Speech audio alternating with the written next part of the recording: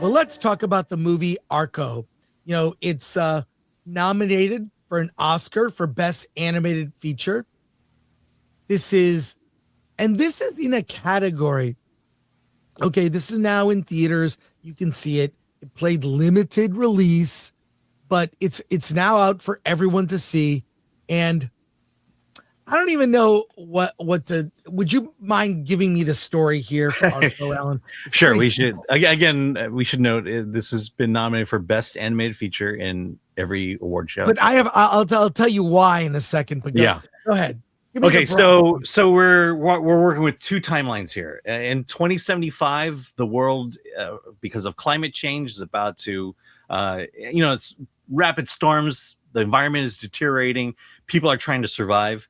The second timeline takes place in 2932, where humanity lives in the clouds. They basically live in the clouds because they're waiting for the Earth to heal itself.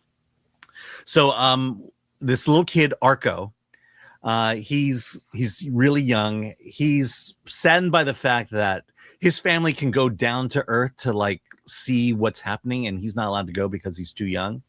And so one day he decides, well, screw that, mom and dad. I'm going to go down. And he gets in this rainbow suit that you see here. And he goes down. And because of reasons I can't explain because I don't understand, he time travels back to 2075, where things are bad. He runs into a girl, Iris, who is whose parents are kind of off doing their thing. So she's being raised by a robot. And they meet. And because something broke on Arco's suit, the two of them must venture out to find a gem that powers the suit.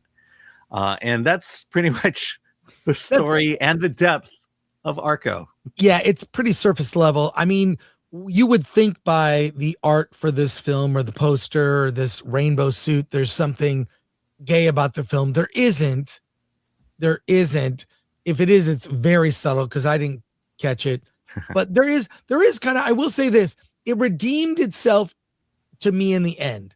It's kind of clever the way it resolves in the end with the sort of two timelines, the clouds and surface Earth, which is on the cusp of cataclysm, and future Earth, which is future survivors of Earth in the clouds.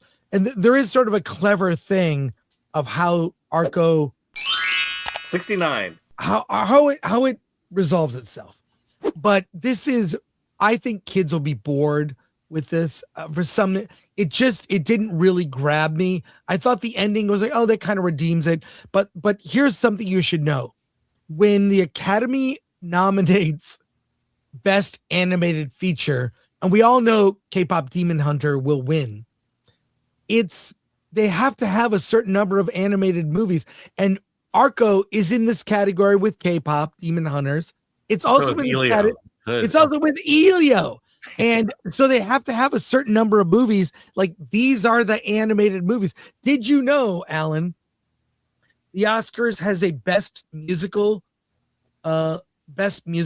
category? I know they used to. They used to, but right. People aren't making enough musicals. Right. If they did, that category is still in play. Just there aren't enough in a given year to have like 5 nominees. So they stopped making musicals. The category ended. But with animated, it's really, I mean, we all know K-Pop Demon Hunter is going to win.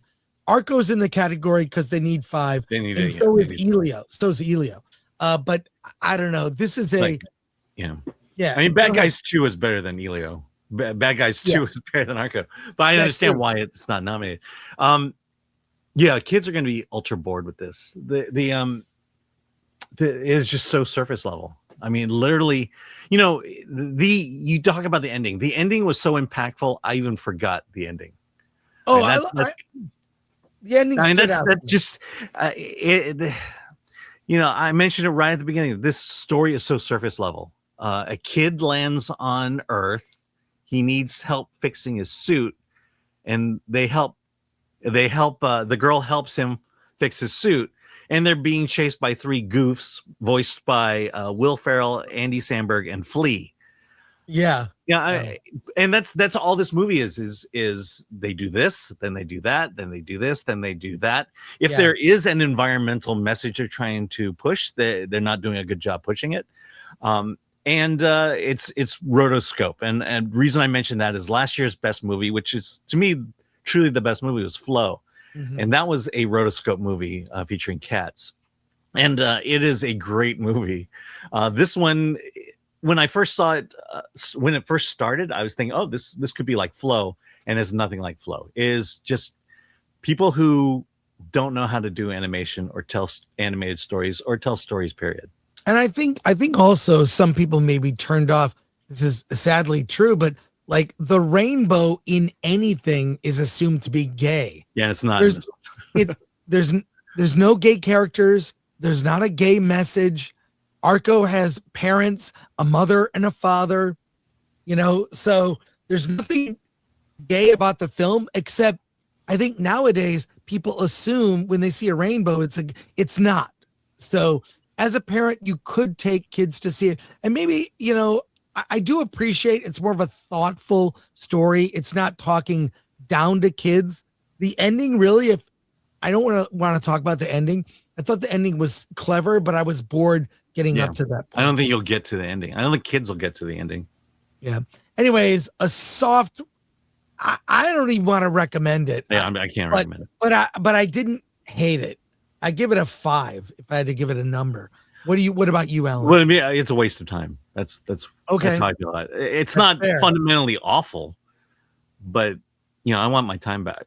Well, it's nominated for an Oscar. Yay. And we'll see if it wins. It won't. So is One Battle After Another. So.